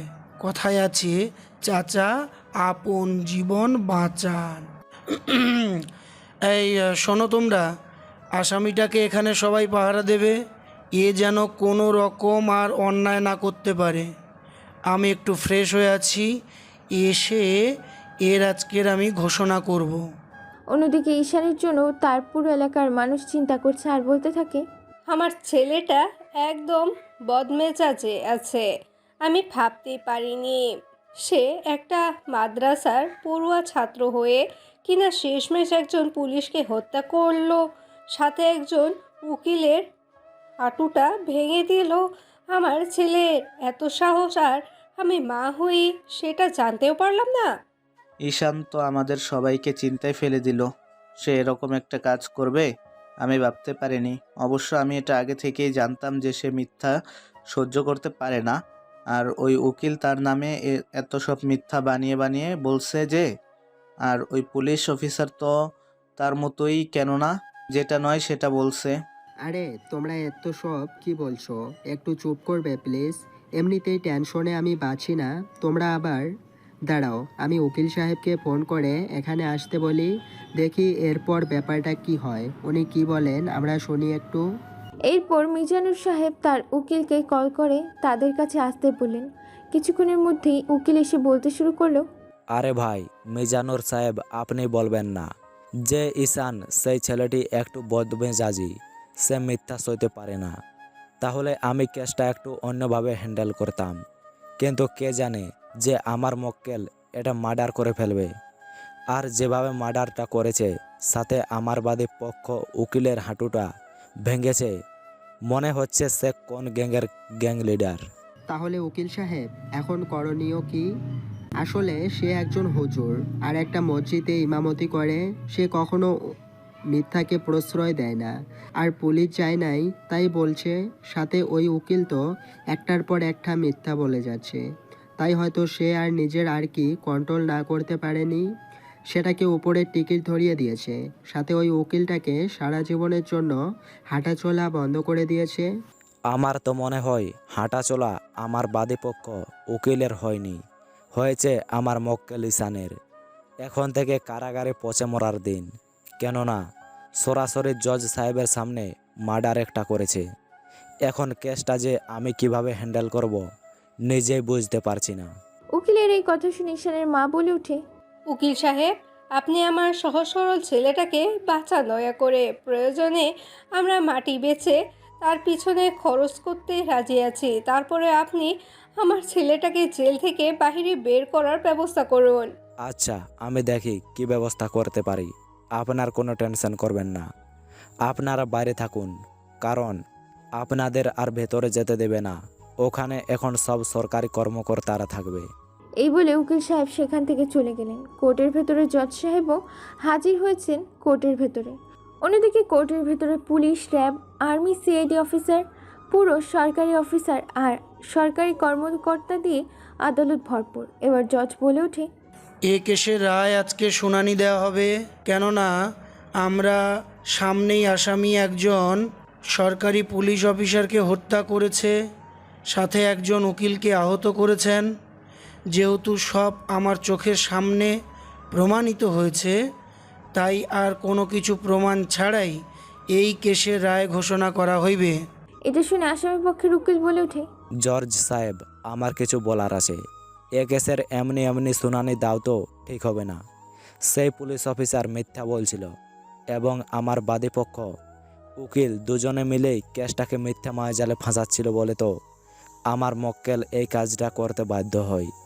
কারণ আমার মক্কেল একজন হুজুর। তিনি একটা সরকারি মসজিদে ইয়ামতি করেন। তিনি কি করে মিথ্যা সহ্য করবেন আপনি বলুন। আপনি চাইলে কোনো সরকারি অফিসারের মাধ্যমে তদন্ত করতে পাঠাতে পারেন যে আমার মক্কেলের কোনো খারাপ রেকর্ড আছে কিনা। ধুর মিয়া, আপনি কি বলেন? আপনি জর্জ না আমি জর্জ? আপনি রায় দিবেন না আমি রায় দিব? আপনি আমার উপরে কথা বলার সাহস কোথা থেকে পান? আমার সামনে আপনার মক্কেল একটা মার্ডার করেছে। একজন অন ডিউটি পুলিশ অফিসারের কপালে পুরো 6টা বুলেট ভরে দিয়েছে। একজন উকিলের হাঁটু ভেঙে দিয়েছে। আর আপনি বলছেন আরও প্রমাণের দরকার? মানে? এই কথা শুনে ঈশানের পুরো মাথা গরম হয়ে যায়। হাতের রগ, পায়ের রগ, কপালের রগ ফুলে উঠেছে। স্পষ্ট বোঝাই যাচ্ছে, কেননা সে যখন রেগে যায় তখন তার চোখ দুটো লাল রক্তবর্ণ ধারণ করে। জর্জ এরকম চেহারা দেখে মনে মনে বলতে থাকে, কিরে বাবা, এবার আমার দিকে যেভাবে তাকাচ্ছে কেন? আমি কি আবার কোনো কিছু ভুল বললাম নাকি নেক্সট টার্গেট হিসেবে আমি আছি? না জীবনের রিস্ক নেওয়াটা যাবে না? এর এখানে একটা ব্যবস্থা করতে হবে। এই তোমরা সবাই ঠিক করে তাকে ঘেরাও করো, সেজন্য আর যেন কোনো রকম অপরাধ করতে না পারে। জর্জের কথা মতো সকল অফিসার মিলে তাকে আবার খুব কাছ থেকে বন্দুক দিকে ঘিরে ধরে। প্রায় 40টি বন্দুক তার দিকে তাক করা, কিন্তু ঈশানের যেন কোনো ভয় ডরই করছে না। বরং সে কুংফু স্টাইল, ক্যারাটে স্টাইলের মতো নিমিষেই তাকে পরিয়ে দেওয়া হ্যান্ডকাফ এবং ডান্ডাবির ছিঁড়ে ফেলে। এটা দেখে তো যে সকল পুলিশ অফিসাররা তাকে বন্দুক তাক করেছিল একে একে সবাই বন্দুক ফেলে দিয়ে ভয়ে ভয়ে পিছুতে থাকে। অন্যদিকে জর্জ এরকম দৃশ্য দেখে যে যার মতো পিছনে যেতে লাগে। কারো আর সাহস হয় না ঈশানের সামনে যাওয়ার, কেননা যে পুরো একটা লোহার ডান্ডা বেরিয়ে ছিঁড়ে ফেলেছে, সাথে একটা হ্যান্ডকাফ যেগুলো চাবি ছাড়া কোনোভাবেই খোলা সম্ভব নয়, সেরকম লোহার শিকলগুলো সে নিমেষেই ছিঁড়ে ফেলে। কেননা একজন আর্মি কমান্ডের ক্ষমতা বা শক্তি নেই এরকম একটা ডান্ডা বেরি আর হ্যান্ডকাফ ছিঁড়ে ফেলার। সেখানে তার মতো একটা চুনোপুটি ফুসকে কিনা কোনো ট্রেনিং ছাড়াই ডান্ডা বেরি আর হ্যান্ডকাফ ছিঁড়ে ফেলেছে, তাই ভয়ে কেউ সামনে এগোতে সাহস পাচ্ছে না। অন্যদিকে আবার ঈশান কাঠগোড়া থেকে নেমে সোজা এগোতে থাকে। তার এরকম এগোনো দেখে সকল অফিসাররা যে যার মতো পেছোতে থাকে। জজ ভয়ে দাঁড়িয়ে গেছে, কিন্তু ঈশান সামনে যেতে যেতে হঠাৎ মাঝখানে থেমে যায়। পরনে থাকা জুব্বাটা খুলে ফেলে। এখন পরনে শুধু তার একটা ছোট প্যান্ট। তার এরকম দৃশ্য দেখে জজ ভয়ে ভয়ে বলতে থাকে, আরে বাবা, তুমি কি করছো এসব? নিজে পরনে থাকা জুব্বাটা কেন খুলতেছো? ইস, কোটের কি আজকে একটা অবস্থা হয়েছে। জজের কথা শুনে ঈশানের মাথা আরও বিগড়ে যায়। ঠান্ডা মেজাজের সেই ছেলেটি যেন আজকে কথায় কথায় রেগে যাচ্ছে। ঈশান এবার বলতে শুরু করে, জর্জ সাহেব, আমি সর্বপ্রথম ক্ষমা চাচ্ছি কোর্টের নিয়ম কারণ অমান্য করার জন্য। আমার শরীরে আশা করি দেখতেই পাচ্ছেন অনেকগুলো আঘাতের চিহ্ন। এতগুলো আঘাতে চিনো কোথা থেকে এলো, কেন এলো, এইসব জিজ্ঞাসা করবেন না। হ্যাঁ বাবা, তুমি বলো বাবা, তুমি বলো তোমার সাথে কি হয়েছে। তুমি সবটা খুলে বলো, আমরা শুনছি, আমরা সকলেই শুনছি, তুমি বলো। সেদিন আমি আর আমার মা মিলে দুইজনে রাস্তা দিয়ে হেঁটে আসছিলাম। আমাদের এলাকাতে মাটি নিয়ে যে সমস্যাটা হয়েছিল সেইখানে ওই ঘটনাস্থলে রাস্তা দিয়ে আমরা হেঁটে আসছিলাম। বাজার থেকে তো কিছু পুলিশ অফিসার এসে আমাদের সাথে অসভ্যতামি করে জোরাজুরি করে, আমরা তাদের প্রতিবাদ করি। এই কারণে পুলিশ আমাদের রাস্তা থেকে অকারণে তুলে নিয়ে আসে। এটা কোন ধরনের আইন আপনি আমাকে বোঝান? বাংলাদেশের জনগণ কি কোনো স্বাধীনতা নেই? যাকে যেখানে থাকবে সেখান থেকে তাকে নিয়ে আসবে? এটা কেমন আইন? কোন আইন আপনি আমাকে বোঝান? তারপর তারা আমাকে সেখান থেকে তুলে নিয়ে আসে আমার মার সাথে। রাতে আমাকে জিজ্ঞাসা করার জন্য ওসির রুমে নিয়ে যাওয়া হয়, আমিও যাই। সেইখানে যাওয়ার পর ওসির সাথে আমার কথা কাটাকাটি হয়। তাই বলে কি ওসি আমাকে রাতের অন্ধকারে কুত্তার মতো পিটাবে। এটা কি বিচার হবে তাহলে? আমি জানি আমাকে মিথ্যা কেসে ফাঁসানো হয়েছে। পুরো দুনিয়া, পুরো এলাকা জানে যে আমি কোন ধরনের মানুষ। আমি মিথ্যে কোনোদিন প্রশ্রয় দিই না। আমার ক্যারেক্টারে যে ভুল করে তাকে ক্ষমা করি, যে অন্যায় করে তার অন্যায়ের জবাব দিই। কিন্তু বাবা, তুমি তো আমার চোখের সামনে একজন অন ডিউটি পুলিশ অফিসারকে মেরে ফেলেছো। 6টা বুলেট ভরে দিলে তার কপালে। একজন উকিলের হাঁটুও ভেঙে দিলে, এমনভাবে হাঁটুটা ভাঙলে যেন পুরো আদালতটা কাঁপছিল। এত কিছু দেখার পর আর শোনার পর তোমাকে কি আর ছাড় দেই বলো?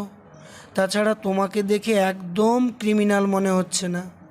কেননা যেভাবে তুমি ডান্ডা বেড়ি আর হ্যান্ডকাপ ছেড়েছ, তাতে করে একজন আন্ডারওয়ার্ল্ডের মস্তান ছাড়া আর কিছুই মনে হচ্ছে না।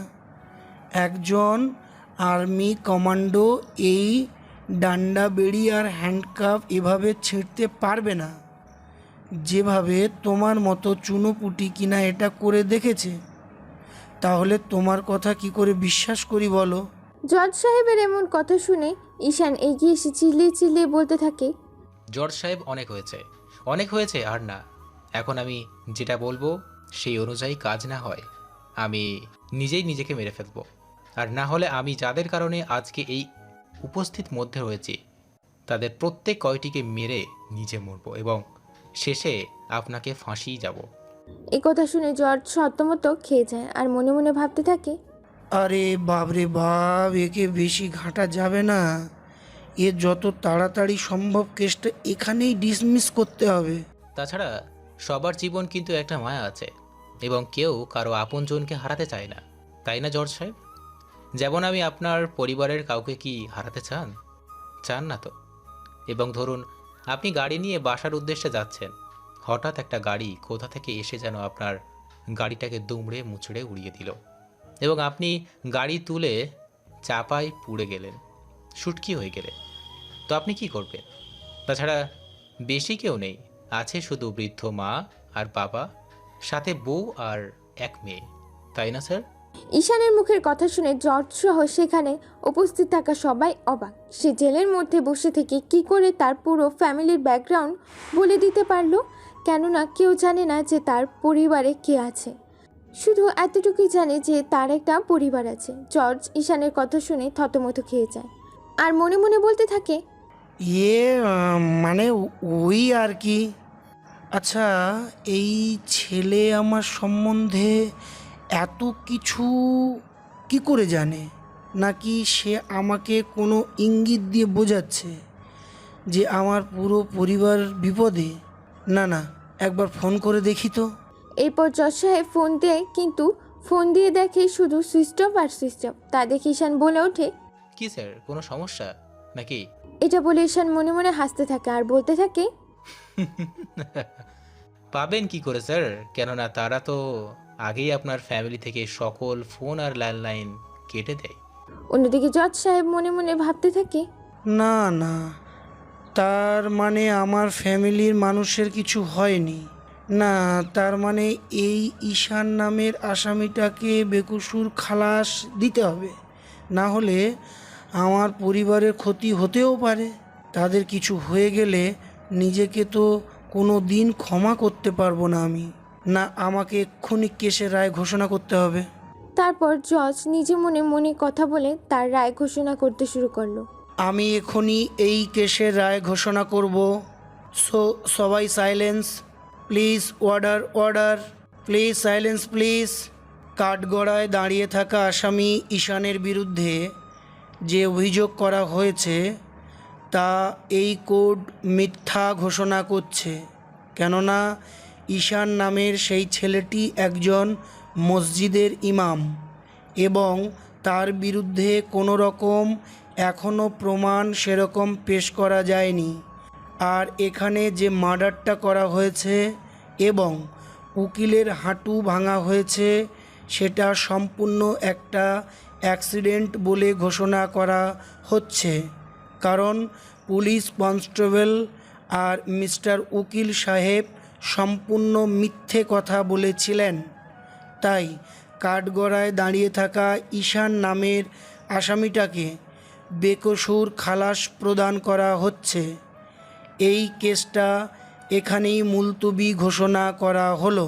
এটা বলার সাথে সাথেই সেখানে যত সরকারি কর্মকর্তারা ছিলেন তারা একবার তাকাচ্ছে ঈশানের দিকে তো আরেকবার তাকাচ্ছে জর্জের দিকে, কেননা তারা ভাবতে পারছেন না একজন পুলিশকে জর্জের সামনে মার্ডার করা হয়েছে, তারপর এমনভাবে একজন উকিলের হাঁটু ভাঙা হয়েছে যে পুরো আদালত থরথর করে কাঁপতেছিল। এবং সেখানে দাঁড়িয়ে থাকা পুলিশ, র্যাব, আর্মি, নৌবাহিনী, সেনাবাহিনী সবাই অবাক জর্জের এরকম রায় ঘোষণা শুনে। অন্যদিকে জর্জ রায় ঘোষণা করে সোজা তার গাড়ি নিয়ে বাসার উদ্দেশ্যে রওনা দেয়, তার আপন মানুষদের কোনো বিপদ হয়েছে কি না তা দেখার জন্য। আর এদিকে আমাদের গল্পের নায়ক মানে ঈশান সকল সরকারি কর্মকর্তাদের দিকে তাকিয়ে একটা মুচকি হাসি দিয়ে কোর্টের মেন গেট দিয়ে বের হয়ে যায়, সোজা তার মানুষদের কাছে চলে আসে। তাকে দেখে যে সবাই ভূত দেখার মতো তাকিয়ে আছে। ঈশানকে কোর্টের ভেতর থেকে এইভাবে বের হয়ে আসতে দেখে হাজির সাহেব বলে ওঠে, আরে আরে আরে নিশান, তুই কিভাবে এখানে? এটা কিভাবে সম্ভব? তুই একটা মার্ডার করেছিস, একজনের হাঁটু ভেঙেছিস, তারপরও জজ সাহেব তোকে ছেড়ে দিল। আমি কি স্বপ্ন দেখছি? ঈশান বাবা, তোর কিছু হয়নি তো? তোকে আর আমি এই শহরে রাখবো না, তোকে আমি অন্য শহরে পাঠিয়ে দিব বাবা। তাদের সবার কথা বলার মাঝখানে উকিল সাহেব বলে ওঠেন, আপনাদের ছেলে যে ব্যান্টের মার দিয়েছেন তাতে জর্জ সাহেবের মুখটা দেখার মতো ছিল। আপনাদের ছেলে জর্জ সাহেবকে এমন পেঁচে ফেলেছে তাতে উনি ঈশানকে বেকসুর খালাস দিতে বাধ্য হয়েছেন। শুধু বেকসুর খালাস নয়, বরং কেসটা ডিসমিস করে দিয়েছেন। এই কেসের জন্য আর তাকে কোর্টে আসতে হবে না। উকিলের এরকম কথা শুনে সেখানে সবাই অবাক। অন্যদিকে পুরো পঞ্চগড় ডিস্ট্রিক্ট যেন হই হই রই রই করে কাণ্ডে পরিণত। যে যেখানে পাচ্ছে সে সেখান থেকে ছুটে আসছে ঈশানকে দেখতে। যেখানে তার যাবজ্জীবন কারাদণ্ড হওয়ার কথা সেখানে কিনা জজ সাহেব তাকে বেকসুর খালাস দিয়েছে। তাই মানুষ দলে দলে ছুটে আসে ঈশানকে দেখতে। এভাবে পুরো পঞ্চগড় ডিস্ট্রিক্ট এক সপ্তাহ হইচইয়ের মধ্যেই কেটে যায়। অন্যদিকে ঈশান বাড়িতে এসে আজ একটা ইসলামিক ফাউন্ডেশনে যাওয়ার প্রোগ্রাম আছে, তাই সে বাড়ির উদ্দেশ্যে যাওয়ার রওনা দেয়। অন্যদিকে ইউসুফ আওনার ও তার পুরো ফ্যামিলি, চেয়ারম্যান, মেম্বার, থানার ওসি, সেক্রেটারি ও কিছু চুনুপুটি নেতা পেতা সবাই মিলে বসেছে ঈশানকে আরও নতুন কেসে ফাঁসাবে বলে। সবার কথা বলার মাঝেই ওসি বলে ওঠে, শুনুন, আমি যেটা বলছি আমার কথা মতো যদি চলেন তাহলে আপনারাও বাঁচবেন আর আমিও বাঁচব। আমি ঘুষের চক্রে পুরো ফেসে গেছি, এমন আমার চাকরি নিয়ে টানাটানি। আরে ধুর মিয়া, আপনি একজন থানার ওসি হয়ে যদি ভয় পান তাহলে আমরা সাধারণ মানুষ হয়ে প্যান্টের মলমূত্র ছেড়ে ফেলবো। আরে ইউসুফ, তুই এত উত্তেজিত কেন হচ্ছিস? একটু চুপ থাক। ওসি সাহেব, আপনি যেন কি বলতে চাচ্ছিলেন একটু বলুন তো, আমরা ব্যাপারটা শুনি। আমি যেটা বলছিলাম, আসলে আমি যেটা বলছি সেটা মন দিয়ে শুনতে হবে। আমি বলি কি, খেলাটা পুরো উল্টে গেছে। এখন আমাদের যেটা করণীয় সেটা হলো ওই ঈশান নামের ছেলেটার মূল মেরুদণ্ড ভেঙে দিতে হবে। আমি কি বোঝাতে চাইছি আশা কিছু বুঝতে পারছেন? মেরুদণ্ড ভেঙে ফেলবো মানে? আপনি কি বলেছেন আমি কিছু বুঝতে পারতেছি না। আমার মাথার উপর দিয়ে যাচ্ছে সব। এত ঘোলাটে কথা না বলে একটু খোলাসা করে বলেন, যাতে ব্যাপারটা বুঝতে আমাদের সুবিধা হয়। মানে ঈশানকে দুনিয়া থেকে সরিয়ে দিতে হবে, আর তাকে না সরাতে পারলে তার মেইন পয়েন্টে আঘাত করতে হবে। এই পৃথিবীতে শুধুমাত্র তার বাবা মা বেঁচে আছে। এখন আমাদের তাকে না মারতে পারলে তার বাবা মায়ের উপর হামলা করতে হবে। আরে ওসি সাহেব, আপনি এসব কি যাতা বলছেন? আপনার মাথা ঠিক আছে তো? তাকে বা তার মা বাবাকে মার্ডার করলে এলাকাতে আর ঢুকতে হবে না, বরং এলাকাতে ঢোকার আগেই আমাদের দাফন কাফন হয়ে যাবে। যা এই এলাকার মানুষ সাংঘাতিক। যেখানে আপনার মতো পুলিশকে ভয় পায়নি সেখানে আমাদের মতো চুনোপুটিদের পিষে ভর্তা বানিয়ে দেবে। আরে ওসি সাহেব, ভাইয়া তো ঠিকই বলেছে। এই কাজটা করলেও তো আমাদের মাটি তো দূরে থাক, বরং ভিটাবাটিও ছাড়তে হবে। কেননা তাদের রাস্তা থেকে তুলে নিয়ে গেছেন, তারা কোনো অপরাধী করেনি। আবার তাদেরকে আপনি মার্ডার করতে বলেছেন। তাদের একজনের মধ্যে কেউ যদি মার্ডার হয় তাহলে আমাদের ভিটে বাড়ি সব কুলুপ দিয়ে পালাতে হবে। দেখুন মিস্টার আওনার এবং ইউসুফ সাহেব, যে একজন মসজিদের ইমাম, আমরা তাকে ভুলবশত রাস্তা থেকে বিনা অপরাধে তুলে নিয়ে গেছি এবং মিথ্যা কেসে তাকে ফাঁসিয়েছি। ওর পক্ষে মিথ্যা সাক্ষী দেওয়ার জন্য যে 5টা পুলিশকে সিলেক্ট করেছিলাম তাদের একজনকে সে মার্ডার করে দেয় আর একটা উকিলের হাঁটু ভেঙে দেয়, তাও আবার জজ সাহেবের সামনে। কিন্তু তারপরও সে কোর্ট থেকে বেকসুর খালাস হয়ে বেরিয়েছে। ভাবতে পারছেন তার পাওয়ার সম্বন্ধে? কারণ তার এখন মান সম্মান অনেকটাই কমে গেছে। এখন সে যদি আমাদের এগেনস্টে কথা বলে তাহলে কি করবেন? তাই আমি বলছিলাম তাকে অথবা তার বাবা মাকে এই পৃথিবী থেকে সরাতে পারলে সে অনেকটাই ভেঙে পড়বে আর আমাদের এগেনস্টে যাওয়ার সাহস পাবে না। তাছাড়া আপনি তো টাকা দিয়ে আইন প্রশাসন নেতাখেরা জঙ্গলমহল সব কিনে রেখেছেন, তাহলে আপনাদের ভয় কই? আর আমার তো আছি, আমরা তো সাপোর্ট দেবই আপনাদের। এটাও ভাববার বিষয়। আচ্ছা ঠিক আছে, ওসি সাহেব, যেহেতু আপনারা আমাদের সাপোর্ট দিবেন এবং আমরা টাকা দিয়ে যেহেতু কম বেশি সবাইকে কিনে রেখেছি, তাই একটা দুটো মার্ডার হলেও আমাদের সমস্যা হবে না ইনশাল্লাহ। আচ্ছা ঠিক আছে ওসি সাহেব, তাহলে এই কথাটাই থাকলো। আমরা দেখি কোনোভাবে মারতে পারি কিনা। আর তাকে তো এলাকায় কয়েকদিন ধরে দেখতে পাচ্ছি না। চিন্তা নেই, আমি আমার কিছু ছেলে পেলে দিয়ে ওদের খোঁজ লাগাচ্ছি এবং সুযোগ পেলে তাকে উপরে টিকিটটা ধরিয়ে দেব। শুধু আপনারা সাপোর্ট দেবেন তাহলেই হবে।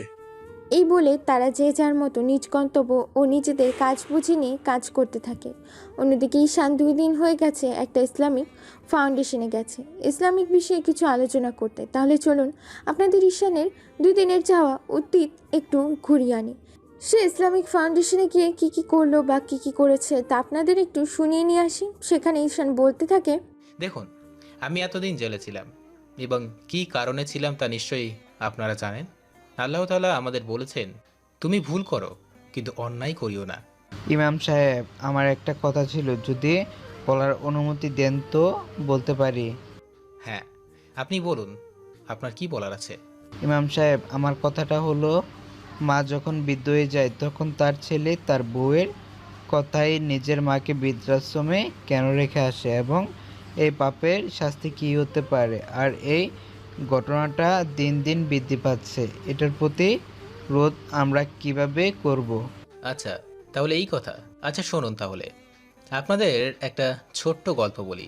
একদিন এক ছেলে তার মাকে তার বউয়ের কথাই বৃদ্ধাশ্রমে রাখার জন্য তার নিজের ছেলে তার অনেক জোরাজুরি করে। তখন তার মা বলে ওঠে, ঠিক আছে বাবা, তুই যেহেতু আমাকে বৃদ্ধাশ্রমে রাখতে চাচ্ছিস তাতে আমার কোনো দুঃখ নেই, তবে যাওয়ার আগে আমার একটা শেষ ইচ্ছে রাখবি? তারপর ছেলে বলে, বলো তোমার কি শেষ ইচ্ছেটা? তখন মা বলে ওঠে, বাবা, আজকে বাজার থেকে ফেরার সময় আমার জন্য একটা আম নিয়ে আসবি, আর সেই আমটি রাতে তোর বুকের মাঝখানে রাখবি, সকালে ঘুম থেকে উঠে যেটা আমি খাবো। তারপর ছেলে, ঠিক আছে মা, তোমার কথা মতো হবে। রাতে ছেলেটি ঘুমানোর সময় আমটি তার বুকের মাঝখানে রাখে। সকালে ঘুম থেকে উঠে ছেলে গিয়ে মাকে বলে, মা, তোমাকে তো আম দিতে পারবো না, কারণ রাতে ঘুমানোর সময় কখন যে আমটা আমার বুকের উপর থেকে পিঠের নিচে পড়ে যায় এবং চ্যাপটা হয়ে যায় বুঝতে পারিনি, তাই তোমাকে আম দিতে পারবো না। তখন মা বলে ওঠে, ওরে আমার পাগল ছেলে, আমি তো তোমাকে পরীক্ষা করার জন্য বাজার থেকে আম আনতে বলি, বাজারে তুই একটা রাত শুধুমাত্র একটি আম রাখতে পারিসনি, তাহলে আমি তোকে কিভাবে দিনের পর দিন আগলে রেখেছি ভেবে দেখেছিস একবার? আমিও যদি সেই দিন তাহলে অবহেলা করতাম তাহলে তুইও আমার পিঠে চাপা পড়ে চ্যাপটা হয়ে যেতিস। এটা বলার পর সাথে সাথে ছেলে তার মায়ের পা জড়িয়ে ধরে হাউমাউ করে কাঁদতে থাকে আর মাপ চাই। কি যুবক ভাইরা, কিছু কি বুঝছেন? হুজুর, আপনি এত সুন্দর করে জিনিসটা বুঝিয়ে দিলেন যে বুঝেছি। সো আজকের পর থেকে তার বাবা মাকে অপমান করব না ইনশাল্লাহ। এভাবে সেখানে আরও অনেক কথা বলে ঈশান। আজকে রাতে ঈশানের গাড়িতে চড়ার কথা। অন্যদিকে ঈশানের বাবা মা গিয়েছে কিছু কেনাকাটা করতে করতে অনেক রাত হয়ে যায়। এদিকে তাদের কেউ ফলো করছে সেটা তারা বুঝতেই পারছেন না। কেনাকাটা করে তারা রাত 12টার সময় কবরস্থান দিয়ে আসছিল। পুরো রাস্তায় যে আজকে কালো আধারে ছেয়ে গেছে। হঠাৎ কথা থেকে যেন কালো রঙের বেশ কয়েকটি কার তাদেরকে চারদিক দিয়ে ঘিরে ফেলে। তারপর তারা একে একে গাড়ি থেকে নেমে সোজা ঈশানের মা বাবার কাছে গিয়ে বলে, আজকে তোদেরকে গরুর মতো জবাই করব। এই তোরা কি দেখছিস? তাদেরকে ধর। অনেক দিন পর সুযোগ পেলাম, আজকে এদের উপরে টিকিট ধরিয়ে দিতে হবে। এটা বলার সাথে সাথে তাদের সাঙ্গপাঙ্গরা ঈশানের বাবা মাকে ধরে ফেলে। অন্যদিকে ঈশান তার মাকে ফোন দিচ্ছে এটা বলার জন্য সে আজকে রাতে বাসার উদ্দেশ্যে রওনা হবে, কিন্তু বারবার ফোন বন্ধ দেখাচ্ছে। কারণ ঈশান যখন ফোন করে তখন ইউসুফ তার মায়ের কাছ থেকে ফোনটা নিয়ে ভেঙে চুরমার করে ফেলে, তাই ফোনটা বারবার বন্ধ দেখাচ্ছে। এরপর হঠাৎ ইউসুফকে ঈশানের মায়ের পেটের মধ্যে ছুরি ঢুকিয়ে দেয়। সাথে সাথে ঈশানের মা এক গগন কাঁপানো চিৎকার দিয়ে ওঠেন। তারপর আওনার গিয়ে ঈশানের বাবার পেটে ছুরি দিয়ে আঘাত করে। তাদের এত জঘন্যভাবে ছুরি দিয়ে আঘাত করেছিল যে তারা ব্যথায় শুধু চিৎকার করছিল। এভাবে তারা অনেকক্ষণ তাদের ছুরি দিয়ে আঘাত করে নৃশংসভাবে। তখন ঈশানের মা বলে ওঠে, আমার ছেলে যদি জানতে পারে যে তোরা আমাদের হত্যা করেছিস, তাহলে তোদেরকে আমার ছেলে রাস্তার কুকুরের চেয়েও ভয়ঙ্কর মৃত্যু দেবে। কারণ তোরা তার কলিজায় আঘাত করেছিস। আমার ছেলে একদিন আমাদের খুনের প্রতিশোধ নিবেই নিবে। এটা শোনার পর ইউসুফ আওনার এবং তার সাঙ্গপাঙ্গদের নিয়ে ঈশানের বাবা মাকে আরও অনেক ছুরির আঘাত করে সেখান থেকে চলে যায়। তারা ভেবেছিল ঈশানের বাবা মা এতক্ষণে মারা গেছে, কিন্তু না, তারা এখনও মরেনি। ঈশানের মা ব্যাগ থেকে একটা কাগজ বের করে রক্ত দিয়ে সেই কাগজটাতে একটা ছোট করে চিঠি লেখে। তারপর চিঠিটা এমন জায়গায় লুকিয়ে রাখে যে কেউ সেটা খুঁজলেও পাবে না। তারপর সেখানে তারা দুজন পরপারে পাড়ি জমায়। সকালে অন্যদিকে ঈশান সবেমাত্র বাস থেকে নেমে বাড়ির উদ্দেশ্যে রওনা দিয়েছে। বাড়িতে এসে দেখে সাদা কাপড়ে মোড়ানো দুটি দেহ তার বাড়ির আঙিনায় রাখা হয়েছে এবং এত মানুষ দেখে ঈশান ভাবতে থাকে, কাল রাত থেকে বাবা মাকে ফোন দিচ্ছি অথচ ফোন ধরছে না। ফোনটা শুধু সুইচ অফ আর সুইচ অফ।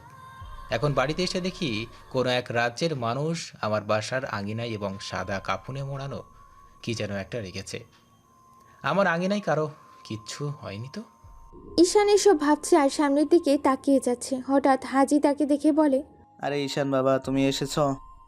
দাদু এসেছি। দাদু বাড়িতে এত লোক কেন, আর এখানে সাদা কাপড় মোড়ানো কি আছে? ঈশান, ঈশান রে, তোর বাবা মা আর এই পৃথিবীতে বেঁচে নেই। কাল রাতে কে বা কারা যেন তোর বাবা মাকে নৃশংসভাবে হত্যা করেছে। কথাটা শোনার সাথে সাথে ঈশানের হাত থেকে ব্যাগটা পড়ে যায় এবং ঈশান সেখানে একটা গগন কাঁপানো চিৎকার দিয়ে সেখানে সেন্সলেস হয়ে পড়ে। না না না না, এটা হতে পারে না। তারপর সবাই ঈশানের এরকম অবস্থা দেখে ধরাধরি করে ঈশানকে তার বেডের রুমে শুয়ে দেয় এবং ডাক্তারকে ফোন করে আসতে বলে। ডাক্তার এসে যা বলে, দেখুন রোগীর অবস্থা খুব বেশি খারাপ না হলেও ভালো না। রোগী খুব শক খেয়েছে। এরকম অবস্থায় অনেকে হার্ট স্ট্রোক অথবা ব্রেন স্ট্রোক করে, আবার অনেকে প্যারালাইজ হয়ে যায়। আপনাদের কথা শুনে যা বুঝতে পারলাম, ছেলেটি তার মা বাবার খুনের কথা শুনে নিজেকে সামলাতে পারেনি। সমস্যা নেই, আমি কিছু মেডিসিন লিখে দিচ্ছি, এগুলো নিয়ে এসে তাকে খাওয়াবেন আর কিছুক্ষণের মধ্যে জ্ঞান ফিরবে ইনশাল্লাহ। তবে তার দিকে একটু নজর রাখবেন, সেজন্য বেশি উত্তেজিত না হয়, ঠিক আছে? ঠিক আছে ডাক্তার। তাহলে আমি এখন চলি, আর যদি কোনো সমস্যা হয় তাহলে আমাকে একটু ফোন করবেন, ঠিক আছে? ওকে ডাক্তার, চলুন তাহলে আপনাকে একটু এগিয়ে দেই। ডাক্তার যাওয়ার কিছুক্ষণ পর ঈশানের জ্ঞান ফেরে এবং সে চিৎকার চেঁচামেচি করতে শুরু করে আর বলে, না না না, এটা হতে পারে না। আমি আমার বাবা মাকে দেখতে চাই। তারা ছাড়া যে আমার এই পৃথিবীতে আর কেউ নেই। আমি আমার বাবা মাকে ছাড়া কি করে পৃথিবীতে একা থাকবো? কারা আমার বাবা মাকে এইভাবে হত্যা করেছে? আমি আমার মা বাবাকে একটু দেখব। দয়া করে আমাকে তাদের দেখিও একটু। ঈশান দেখ, তুই এভাবে কাঁদিস না দাদু ভাই। তুই এভাবে ভেঙে পড়লে হবে না। তুই কেন ভুলে যাচ্ছিস তুই একজন ইমাম? তুই এভাবে কাঁদলে মানুষ তোকে কি বলবে? তাছাড়া তোর মা বাবার খুনের বিচার কি তুই নিবি না? অপরাধীদের শাস্তি দিতে হলে তোকে স্ট্রং হতে হবে, তোকে আরো শক্তিশালী হতে হবে। তুই এভাবে কাঁদলে কি করে হবে বল? দাদু তুমি ঠিক বলেছ, আমার কাঁদলে হবে না, আমাকে আরও স্ট্রং হতে হবে। আবার বাবা মায়ের খুনের প্রতিশোধ আমাকে নিতেই হবে। এর বিচার আমি চাই। চলো দাদু, আমাকে একটু দেখাও আমার মা বাবার মুখখানা। এরপর হাজি সাহেব ঈশানকে নিয়ে তার বাবা মার কাছে নিয়ে যায় এবং মুখ থেকে সাদা কাপড়টা সরাতেই যেন ঈশানের বুকটা চূর্ণ বিচূর্ণ হয়ে যায়। মনে হয় যেন ভূমিকম্প হচ্ছে, এমন তার মনে উথাল পাথাল শুরু হয়েছে। ঈশান তার বাবা মার মৃতদেহ পড়ে থাকতে দেখে কাঁদতে কাঁদতে বলে, মা বাবা, তোমাদের এই রকম অবস্থা দেখে যে আমার ভিতরটা ফেটে চূর্ণ বিচূর্ণ হয়ে যাচ্ছে। আমি তোমাদের খুনের প্রতিশোধ নিবই আমি। ও আম্মু ওঠো না। ও বাবা, বাবা গো তুমি ওঠো না, আমাকে আদর করার বাবা ইমাম বলে ডাকবে না? মা ও মা, মা আমাকে এখান থেকে কে খাইয়ে দেবে? ওঠো না, ওঠো, না হলে আমাকে তোমাদের সাথে নিয়ে যাও। ঈশানের এরকম কান্না দেখে সবাই কেঁদে ফেলেছে। সেখানে উপস্থিত থাকা মানুষগুলো দলে দলে ভেঙে আসতেছে। এলাকার মানুষ ঈশানের বাবা মাকে দেখতে। হঠাৎ সেখানে পুলিশ বলে ওঠে, দেখুন ঈশান সাহেব, আমরা আপনার মা বাবাকে নিয়ে যেতে এসেছি। তাদেরকে কে বা কারা খুন করেছে তাদের তদন্ত করার জন্য আপনার মা বাবার মৃতদেহ নিয়ে ফরেনসিক ল্যাবেতে পরীক্ষা নিরীক্ষা করতে হবে। আর তার মাধ্যমে আমরা জানতে পারবো কিভাবে আপনার মাকে বাবাকে খুন করা হয়েছে এবং খুনের পেছনে কার হাত আছে। কিন্তু আমি আমার বাবা মার লাশ নিয়ে যেতে দিব না, তাদের আমি এভাবেই দাফন করব। দেখুন ঈশান সাহেব, এটা আমাদের, তাছাড়া আপনি কি আপনার মা বাবার খুনের অপরাধীকে শাস্তি দিতে চান না? স্যার, আমি আমার মা বাবার খুনের অপরাধীদের শাস্তি দিতে চাই। তাহলে তো তোমার মৃত বাবা মার লাশ দুটি ফরেনসিক লাইব্রেরিতে পাঠাতে হবে। ঠিক আছে স্যার, তাহলে তদন্তের জন্য আমার বাবা মার লাল দুটি নিয়ে যাবেন। আমি আমার বাবা মার খুনের অপরাধীদের শাস্তি দিতে চাই। তদন্ত করে যা রিপোর্ট আসবে তা আমাকে একটু দিবেন প্লিজ। এতক্ষণ পুরো বাড়ি যেন লোকজন, পুলিশ, র্যাব, সিআইডি, আর্মি, সকল আইনজীবী, কর্মকর্তা এবং আত্মীয়স্বজন দিয়ে বাড়িটা সঙ্গম করছিল। তারপর সিআইডি, আর্মি, পুলিশ, র্যাব সবাই মিলে ঈশানের বাবা মার লাশ দুটিকে ফরেনসিক ল্যাবে পাঠিয়ে দেয়। তারপর ডাক্তার অনেক পরীক্ষা নিরীক্ষা করে জানতে পারেন যে শুধু তাদের একজন মিলে খুন করেনি, 15 থেকে 20 জন মানুষ মিলে খুন করেছে। এই রিপোর্ট পুলিশের কাছে যায়। পুলিশ ঈশানকে দেয়। পুলিশ, সিআইডি, আর্মি, র্যাব যে যার মতো তদন্ত করছে এই কেসের। অন্যদিকে ডাক্তার যখন ঈশানের বাবা মার লাশের পরীক্ষা নিরীক্ষা করছিল, ঈশানের মায়ের শরীর থেকে একটা লুকানো চিঠি পায়। সেটা ডাক্তার বের করে দেখে রক্ত দিয়ে কিছু লেখা। সেখানে ছোট করে লেখা ছিল, এটা আমার ছেলের কাছে দয়া করে পৌঁছে দেবেন।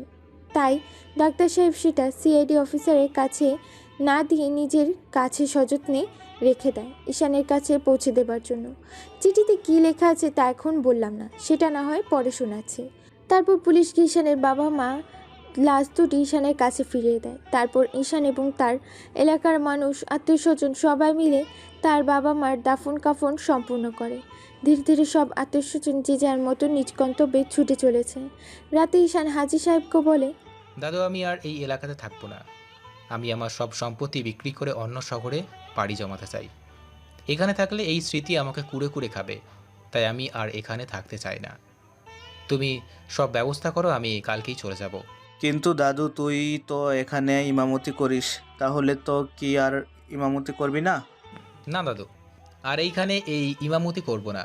তবে 5 ওয়াক্ত নামাজ আমি ছাড়ব না, কারণ আমার বাবা মার জন্য তো আমাকে দোয়া করতে হবে। দেখি অন্য কোথাও গিয়ে যদি সুযোগ পাই তাহলে করব। আচ্ছা ঠিক আছে, তুই যেহেতু আর এখানে থাকতে চাচ্ছিস না, তাহলে তোকে আর জোর করব না। তাহলে আমি তোর যাওয়ার সব ব্যবস্থা করছি। দাদু, তাই করো। তারপর ঈশান তার এলাকার সব সম্পত্তি বিক্রি করে পঞ্চগড় ডিস্ট্রিক্টে একটা বাসা ভাড়া করে নেয়। আর সেখানে একটা অনেক বড় মসজিদে ইমামের দায়িত্ব পায়, যে শুধু 5 ওয়াক্ত নামাজ পড়বে। বেতন প্রায় 12,000 টাকা। তাই ঈশান না করেনি। এমনিতে ঈশানের চাকরি না করলেও তার বাবা মার রেখে যাওয়া সম্পত্তি দিয়ে অনেক দিন কেটে যেত বেশ সুখী।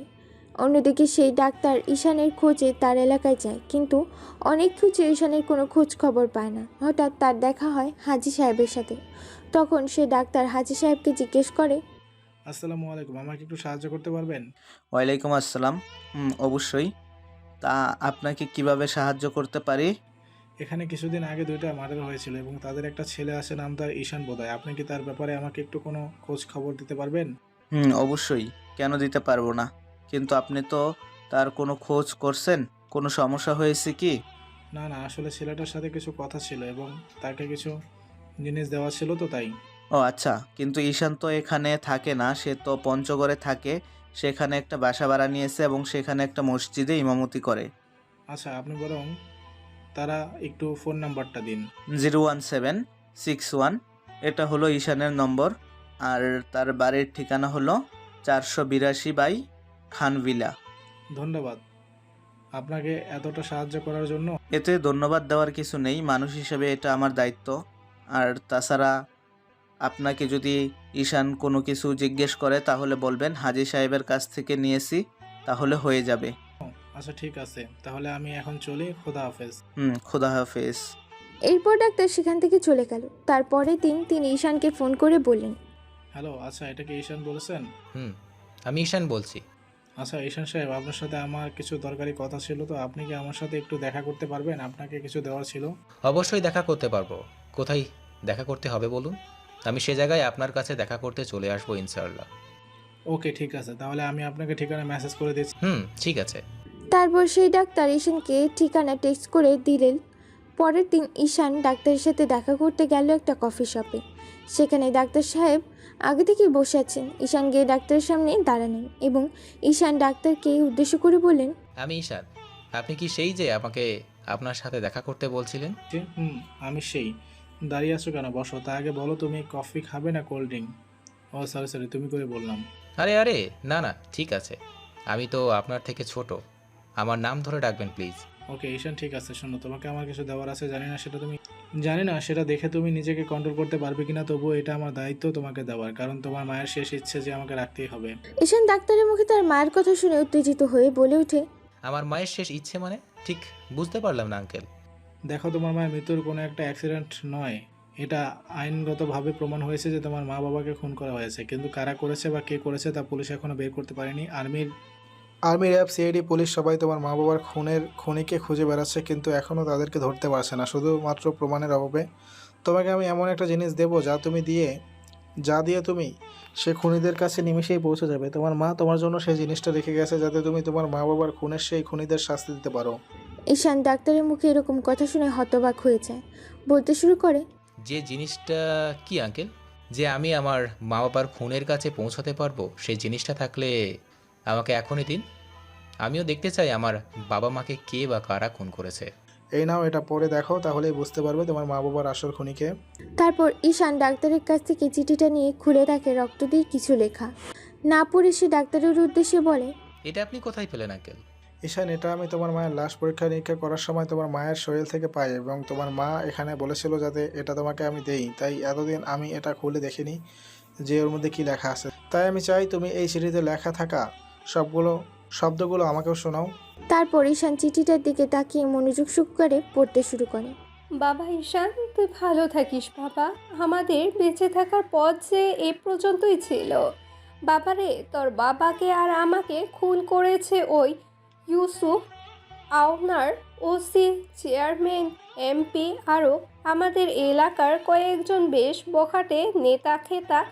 বাবা, তুই আমাদের হত্যার প্রতিশোধ নিবি বাবা, যাতে আমরা পরকালে শান্তি পাই। আর হ্যাঁ, তুই কিন্তু কোনোদিনও 5 ওয়াক্ত নামাজ ছাড়বি না। সব সময় নামাজ পড়বি, আমাদের জন্য দোয়া করবি, সবাইকে ভালো উপদেশ দিবি, সবাইকে সাহায্য করবি, কারো ক্ষতি করবি না। বাবা, আমাদের মৃত্যুর প্রতিশোধ নিস। আমাদের খুব কষ্ট হচ্ছে রে। ইতি তোর দুঃখিনী মা। ঈশান চিঠিটা পড়ে যেন পুরো ভেঙে পড়ে এবং সেখান থেকে টেবিলের উপর একটা বাড়ি মেরে দাঁড়িয়ে পড়ে আর চিৎকার দিয়ে বলতে থাকে, হারামির বাচ্চাগুলো, তাদের কাউকে আমি ছাড়বো না। তাদের আজকে আমি পৃথিবী থেকে বিদায় করে দিব। এটা বলা শেষে ঈশান সেখান থেকে চলে যেতে নিলে পেছন থেকে ডাক্তার সাহেব বলে ওঠে, ঈশান দাঁড়াও, এখন মাথা গরম করলে তোমার হবে না। তুমি পারবে এই পৃথিবী থেকে সমস্ত আগাছাগুলোকে উপড়ে ফেলতে? তুমি একজন মসজিদের ইমাম, তুমি সবসময় আল্লাহর গোলামি করো, সত্যের পথে থাকো, আর তারা সবসময় দুর্নীতি, সন্ত্রাসী, খুনাখুনি, রাজার এই অত্যাচার এসব নিয়ে ব্যস্ত থাকে। তুমি তাদের সাথে টক্কর দিতে পারবে না, তার জন্য তোমাকে তাদের মুখোমুখি দাঁড়াতে হলে সর্বপ্রথম ট্রেনিং নিতে হবে। ঈশান এতক্ষণ দাঁড়িয়ে ডাক্তারের কথা শুনছিল। ডাক্তারের কথা পেছন ফিরে বলে, কিন্তু আমি কি পারবো আঙ্কেল আমার বাবা মায়ের খুনের প্রতিশোধ নিতে, সে সমস্ত অপরাধীদের শাস্তি দিতে? ইয়েস মাই সন, তুমি পারবে এই পৃথিবী থেকে সেই সমস্ত পাপী মানুষদের বিনাশ করতে। তার জন্যে তোমাকে আমি চীনে পাঠিয়ে দিব। সেখানে তুমি গিয়ে ট্রেনিং নেবে, ক্যারাটে, কুমফু, শার্প শুটার, এই সমস্ত ট্রেনিং নিয়ে তুমি দেশে ফিরবে আর একটা গ্যাং লিডার হবে। তোমার গ্যাংয়ের নাম হবে ঈশান দ্য গ্রেট মাস্তান। তবে হ্যাঁ, তুমি কখনো নামাজ ছাড়বে না, তোমাকে তোমার মায়ের কথাটা রাখতেই হবে। তোমার মা বলছে তোমাকে 5 ওয়াক্ত নামাজ পড়তে এবং তাদের খুনের প্রতিশোধ নিতে, তাই তোমাকে তাদের কথা পালন করতে হবে। সবাই তোমাকে ইমাম বলে চিনবে, কেউ জানতেও পারবে না যে তুমি আন্ডারওয়ার্ল্ডের রাজা। তোমার জীবনের গল্পটা হয়ে উঠবে মা মরা ছেলেটি যখন কালো দুনিয়ার বাদশা। কি কেমন বললাম? আরে আরে, ওয়েট, কোথায় যাচ্ছেন?